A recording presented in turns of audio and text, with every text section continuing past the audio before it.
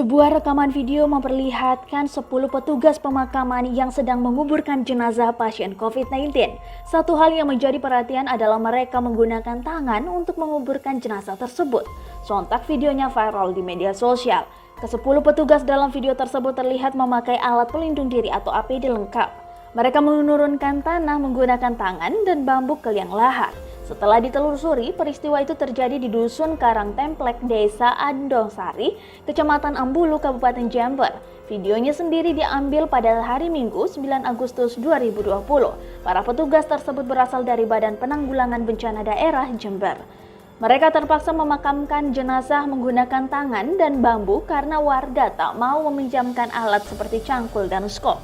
Camat Ambulu Sutarman membenarkan peristiwa yang terekam dalam video tersebut. Sutarman mengatakan beberapa warga telah menggali lubang makam untuk jenazah pasien COVID-19 tersebut. Adapun pemakaman jenazah menjadi tanggung jawab petugas dari gugus tugas COVID-19 dibantu Puskesmas.